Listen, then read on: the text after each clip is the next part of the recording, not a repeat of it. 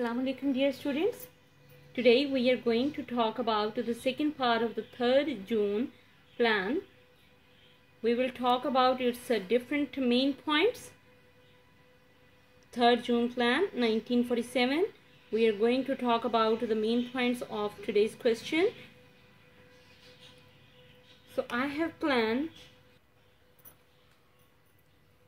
the table sheet for you, that in this lecture we will talk about the different main points of the partition mechanism.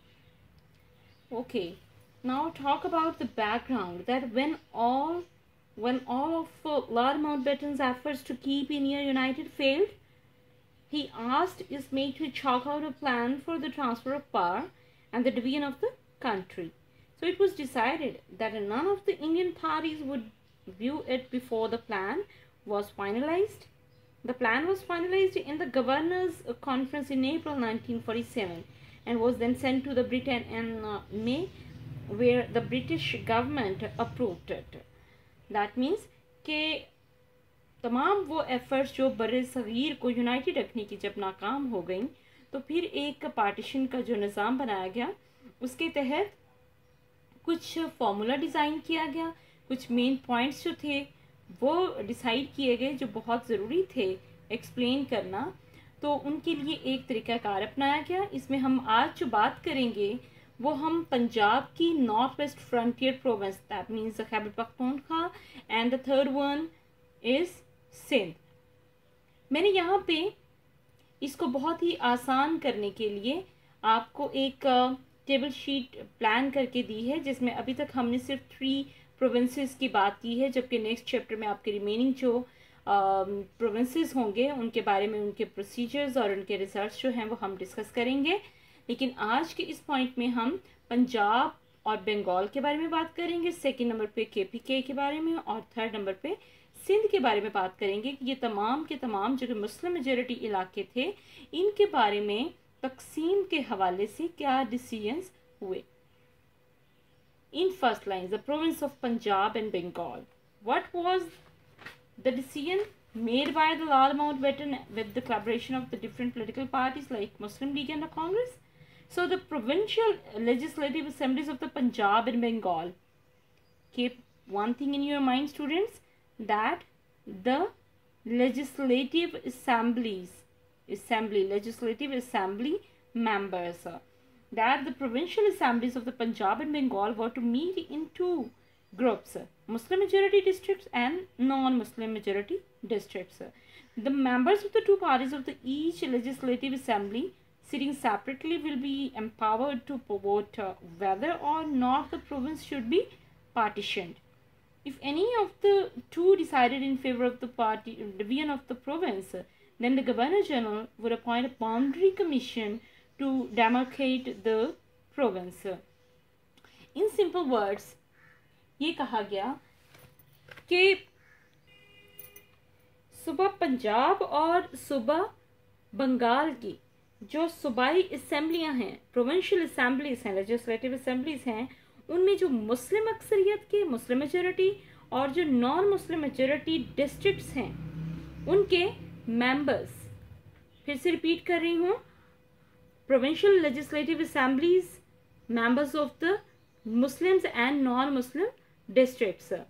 Okay, इनको ये हक दिया गया कि वो इस बात का फैसला करें कि सबसे पहले तो वो ये बताएं कि क्या वो अपने इन सूबों की तकसीम चाहते भी हैं या नहीं, क्योंकि ये इंतज़ामी लिहाज से दोनों बहुत बड़े सूबे थे और इनके बारे में एक किसी की तरफ भी, किसी एक कौम की तरफ भी झुकाव करते हुए इन्हीं एक कंट्री में शामिल कर देना ज़्यादती थी.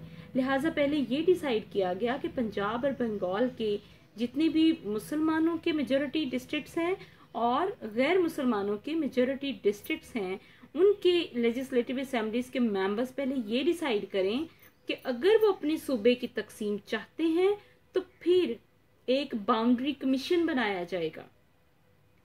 इस पे फोकस कीजिएगा कि एक बाउंड्री कमीशन कब बनाया जाएगा, जब इनकी पार्टीशन का डिसाइड करेंगे members of each legislative assembly. जब ये लोग डिसाइड करेंगे तो इनके लिए एक बाउंड्री कमीशन बनाया जाएगा जो ये डिसाइड करेगा कि कौन से अजला पाकिस्तान में शामिल होंगे और कौन से भारत में शामिल होंगे। So what was the result in favour of partition? इन दोनों के दोनों सूबों ने पार्टीशन के फेवर में वोट दिया, जिसके बाद फिर बहुत सारी ज्यादतियां भी की गई, स्पेशली मुस्लिम अक्सरियती इलाकों में, और उन्हें जानबूझकर भारत के हवाले कर दिया गया। लेकिन इसके बावजूद भी पंजाब और बंगाल दोनों की दो दो हिस्सों में तकसीम से मुसलमानों को बहुत हद तक सुकून मैसर आया। The next one point is about the KPK. What was the decision was made for the KPK? We will talk about the KPK decision that the referendum would be held in the northwest frontier province, whether they wished to join Pakistan or India. So political issues of the tribal areas would be settled by the government that is formed after the referendum.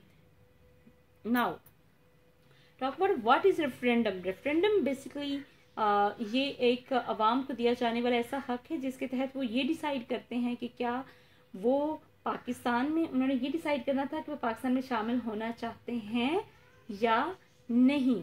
तो KPK के अवाम को, ये लोगों को ये हक दिया गया कि वो डिसीजन करें, जबकि जो केपीके के इलाके के साथ जो ट्राइबल एरियाज थे उनके लिए ये डिसाइड हुआ कि जब केपीके के लिए रेफरेंडम के बाद डिसीजन हो जाएगा तो फिर केपीके की जो प्रोविंशियल असेंबली होगी उसके मेंबर्स ये डिसाइड करेंगे कि उन ट्राइबल एरियाज ने कौन से इलाकों में शामिल होना है, ये किस मुल्क के साथ अपना इल्हाक करना है। Number 3, Sindh. We will talk about the Sindh, what was the procedure was decided, and after that we will talk about its result. Sindh Assembly would decide the future state of the province through the majority vote. That means कि Sindh assembly के जो members थे उनको ये इख्तियार दिया गया कि वो ये डिसाइड करें कि वो किस मुल्क के साथ अपना इल्हाक चाहते हैं। किसको दिया गया? सिंध असेंबली के अरकान को। और उन्होंने क्या डिसाइड किया? They favour Pakistan, they favour to join Pakistan.